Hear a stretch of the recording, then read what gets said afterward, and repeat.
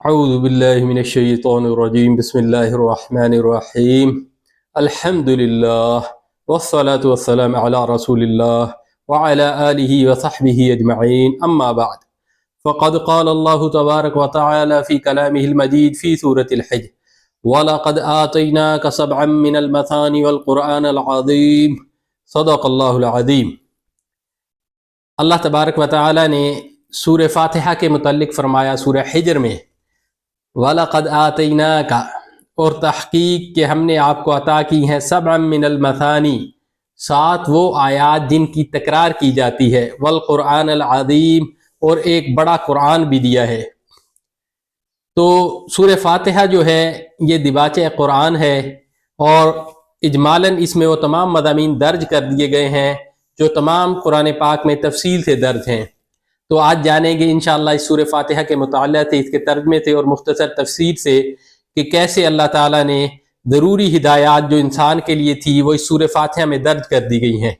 قرآن کریم بامقصد بات کرتا ہے، اسی طرح سورہ فاتحہ میں بھی وہ تمام بامقصد باتیں درج کر دی گئی ہیں۔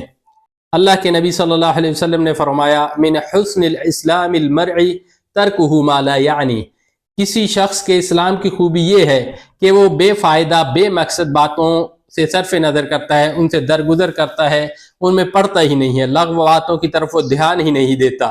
ایسی باتیں جس کا اس کی زندگی، دنیاوی زندگی میں فائدہ نہ ہو اور اخروی زندگی میں فائدہ نہ ہو، اس کی طرف وہ توجہ نہیں دیتا۔ قرآن کریم بامقصد ہے تو چاہتا ہے کہ اس کے ماننے والے بھی بامقصد زندگی گزارے، تو اسی لیے ایسی ہدایات دی گئی ہیں کہ جو بالکل انسان کے لیے ضروری ہیں، اس دنیا کے لیے بھی اور آخرت کے لیے بھی۔ جیسا کہ وہ دعا سکھلائی ہے اللہ کے نبی صلی اللہ علیہ وسلم نے، ربنا آتنا فی الدنیا حسنۃ وفی الآخرۃ حسنۃ وقنا عذاب النار۔ یہ دعا سورہ بقرہ میں موجود ہے، اور اللہ کے نبی صلی اللہ علیہ وسلم نے سکھلائی ہے کہ یوں دعا کیا کیجئے کہ ربنا، اے ہمارے رب، آتنا فی الدنیا حسنہ، ہمیں اس دنیا میں بھلائی نصیب فرما، وفی الآخرۃ حسنہ، اور آخرت میں بھی اچھائی نصیب فرما، وقنا عذاب النار، اور آگ کے عذاب سے ہمیں بچا۔ تو بڑھتے ہیں سورہ فاتحہ کی جانب، اس کے ترجمے کی جانب، اور جانیں گے کہ کیسے اللہ تعالیٰ نے وہ تمام مضامین جو ضروری تھے انسان کی ہدایات کے لیے اور جو قرآن کریم میں تفصیلاً ذکر ہیں، اس سورہ میں اجمالاً کیسے ذکر ہیں۔ اعوذ باللہ من الشیطان الرجیم بسم اللہ الرحمن الرحیم۔ اعوذ باللہ، میں پناہ چاہتا ہوں اللہ تبارک و تعالیٰ کی، من الشیطان الرجیم، شیطان مردود سے جو راندہ درگاہ ہو چکا ہے۔ بسم اللہ الرحمن الرحیم، شروع اللہ کے نام سے جو نہایت مہربان اور بہت ہی رحم کرنے والا ہے۔ الحمدللہ، حمد جو ہے اس کا مطلب ہے تعریف، ایسی تعریف جس میں شکر کے جذبات ہوں۔ الحمدللہ، تمام کی تمام جتنی بھی تعریفیں ہیں، رب العالمین، وہ اللہ کے لیے ہیں جو تمام جہانوں کا پالنے والا ہے۔ اللہ تعالیٰ کا نام ہے، اور رب العالمین اس کی صفت ہے، کہ یہاں سے ہمیں معلوم ہو گیا کہ ہم جو اس دنیا میں آئے ہیں، ہمارا ایک خالق اور مالک ہے، اور وہی ہمارا پالنے والا ہے، صرف انسانوں کا ہی نہیں، تمام جہانوں کا پالنے والا وہی رب تعالیٰ ہے۔ تو پہلی بات جو معلوم ہو گئی کہ انسان خالق کا پیدا کردہ ہے، خود رو پودا نہیں ہے، کہیں سے پھوٹ پڑا ہے، یا ارتقاء کے نتیجے میں خود بخود کسی خلیے سے بنتے بنتے ارتقاء کے تحت یہ اب انسان بن چکا ہے، ایسا نہیں ہے، بلکہ خالق ہے جس نے انسان کو پیدا کیا ہے۔ پھر اس خالق کا تعارف ہے، وہ کیسی ذات ہے؟ الرحمن الرحیم، وہ الرحمن ہے، الرحمن بہت زیادہ رحم کرنے والا ہے، فعلان کے وزن پہ ہے، مبالغے کا صیغہ ہے کہ اللہ کی ذات سراپا رحمت ہے۔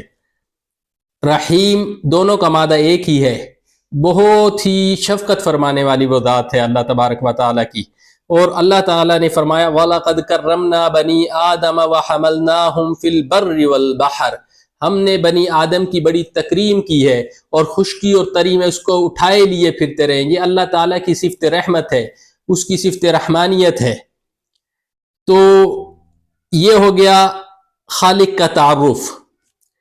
جو انسان کے لیے ضروری ہے. انسان یہی جاننا چاہتا ہے نا کہ دنیا میں وہ کیوں آیا ہے اور وہ کیسے آیا ہے, کیا اس کا مقصد ہے. تو یہ اللہ تعالیٰ آگے بیان کر رہے ہیں, مالک یوم الدین, وہ رب تعالیٰ کون ہے, وہ یوم جزا کا مالک ہے, جس دن کے فیصلے ہوں گے. تو یہاں سے یہ پتہ چل گیا کہ انسان کی زندگی بے مقصد نہیں ہے, یہ دنیا میں بے مقصد نہیں آیا ہے. ایک فیصلے کا دن بھی ہوگا جس میں اس کے تمام اعمال کی جزا و سزا ہوگی. تو یہاں سے پتہ چل گیا کہ انسان مکلف ہے, اور ایک آخرت کا دن ہے. یہاں پہ ایک قرات یہ ہے ملک یوم الدین, وہ آخرت کے دن کا بادشاہ ہے.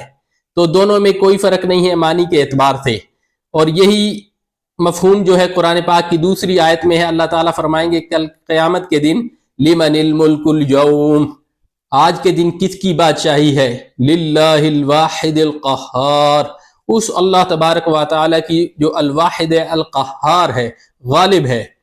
تو یہاں سے بھی ملک کا مفہوم واضح ہوتا ہے. پھر فرمایا ایاک نعبد و ایاک نستعین. اب عام جملہ یہ تھا کہ نعبدو کا و نستعینو کا, ہم تیری بات کرتے ہیں تو سے مدد چاہتے ہیں. لیکن ایاک کا پہلے لانے سے پتہ چل گیا کہ تیری ہی عبادت کرتے ہیں. اب جب پتہ چل گیا خالق اللہ تعالیٰ ہے اور ایک یوم جزا بھی ہے, تو یہ بامقصد زندگی ہے, وہ کیسے گزاری جائے, تو وہ یہ ہے کہ اللہ تعالیٰ کی عبدیت میں گزاری جائے. تو وہ عبدیت کیسی ہے کہ ایاک نعبدو, تیری ہی بندگی کرتے ہیں, تیری ہی عبادت کرتے ہیں, کسی اور کو نہ ہم خالق مانتے ہیں نہ اس تیرا شریک مانتے ہیں, اسی لیے تیرے بندے ہیں تو عبادت بھی تیری ہی ہوگی. پھر فرمایا وَإِيَّاكَ نَسْتَعِينُ. اب فرمایا جس طرح عبادت تیری ہے, پیدا تو نے کیا ہے, ساری صفات کا اچھی صفات کا مالک تو ہے, تو مدد بھی تجھ سے ہی چاہیں گے. وَإِيَّاكَ نَسْتَعِينُ, اور تجھ ہی سے مانگتے ہیں. اس یہاں سے پتہ چل گیا تیرے علاوہ کوئی مانگے پوری کرنے والا نہیں ہے, حاجت روا نہیں ہے, مشکل کشا نہیں ہے, اور تجھ ہی سے مانگیں گے ہم, اور مانگتے ہیں. پھر فرمایا کہ اب انسان کی سب سے بڑی حاجت کیا ہے, اس کو مقصد کا پتہ چل جائے. مقصد کیا ہے کہ اللہ کا راستہ جاننا. اللہ کا راستہ کیا ہے, صراط مستقیم ہے. تو اب چونکہ یہ عہد کر لیا کہ مدد تجھ ہی سے طلب کریں گے, تو یہ مدد بھی تو ہی عطا فرما کہ ہمیں اہدنا, ہمیں ہدایت دے, ہمیں تو دکھلا, ہمیں الصراط المستقیم, سیدھا راستہ دکھا تو. وہ سیدھا راستہ کون سا ہے, صراط الذین انعمت علیہم. صراط وہ راستہ ہے, الذین ان لوگوں کا, انعمت تو نے انعام کیا, علیہم ان پر. تو یہاں سے اب صلحاء کا ذکر آ گیا, نیک لوگوں کا ذکر آ گیا. سورہ نساء میں ہے من یطع اللہ والرسول فاولئک مع الذین انعم اللہ علیہم من النبیین والصدیقین والشہداء وحسن اولئک رفیقا, کہ جو شخص اللہ اور اس کے رسول کی اطاعت کرتا ہے, اس کا انجام جو ہے فَأُولَئِكَ مَعَ الَّذِينَ أَنْعَمَ اللَّهُ عَلَيْهِمْ, تو وہ ان لوگوں کے ساتھ ہے جن لوگوں پہ اللہ نے انعام کیا. جو یہاں پہ اشارہ تھا کہ وہ کون ہے, النبیین والصدیقین والشہداء والصالحین, وہ نبی ہے, وہ صدیقین ہے, وہ شہداء ہے, وہ صالحین ہے. وَحَسُنَ أُولَئِكَ رَفِيقًا, اور کیا ہی بہترین رفاقت ہے یہ ان کی, جنت کے اندر ان کے ساتھ وہ ہوں گے. اور پھر فرمایا غیر المغضوب علیہم ولا الضالین. اب یہاں پہ دو قوموں کا اور ذکر آ گیا ہے کہ ایسے لوگ بھی ہوں گے کہ جو اس راستے پہ نہیں چلے, اور ایسے لوگ بھی ہوں گے جو بھٹک گئے, جو جانتے بوجھتے نہیں چلے, اور جن کو پتہ ہی نہ چلا, اپنی خرمستیوں میں لگے رہے. غیر المغضوب علیہم, ان لوگوں کا راستہ نہ دکھلائیے ہمیں جن پہ تیرا غضب ہوا, ولا الضالین, اور نہ ان لوگوں کا جو گمراہ ہوئے. اس کا ایک دوسرا ترجمہ بھی ہے کہ یہ انہی پچھلے نیک لوگوں کی صفت آ رہی ہے کہ نہ وہ گمراہ ہوئے نہ ان پہ تیرا غضب ہوا, یعنی کہ ان نیک لوگوں کا راستہ ہمیں دکھلا کہ غیر المغضوب علیہم ولا الضالین, جو نہ جن پہ تیرا غضب ہوا اور نہ جو گمراہ ہوئے. تو غضب کا مطلب یہ ہے کہ وہ لوگ جانتے بوجھتے اللہ کے راستے پہ نہیں چلے, ان کو پتہ چل چکا تھا, تو اس لیے ان پہ غضب ہوا. ولا الضالین, گمراہ وہ ہو گئے جو جنہوں نے یہ جاننے کی کوشش ہی نہیں کی کہ وہ راستہ کون سا ہے. اجمال کے ساتھ ذکر ہو گیا, یہاں پہ خالق و مالک کا بھی ذکر آ گیا, اس کا تعارف بھی ہو گیا, آخرت کے دن کی بات بھی ہو گئی. اس سے یہ پتہ چل گیا کہ با مقصد زندگی ہے. اس کے بعد عبادت اور بندگی اسی کی ہوگی، مدد اسی سے طلب کی جائے گی، توحید کا بیان بھی آ گیا۔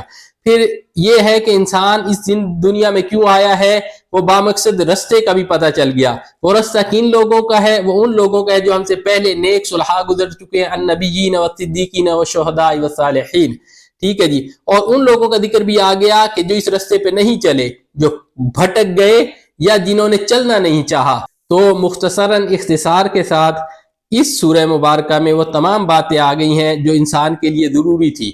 سورہ فاتحہ سے متعلق چند اہم باتیں مزید بھی ہیں، وہ انشاءاللہ اگلی قسط میں ہم بیان کریں گے۔ تب تک کے لیے اجازت دیجیے۔ السلام علیکم ورحمۃ اللہ وبرکاتہ۔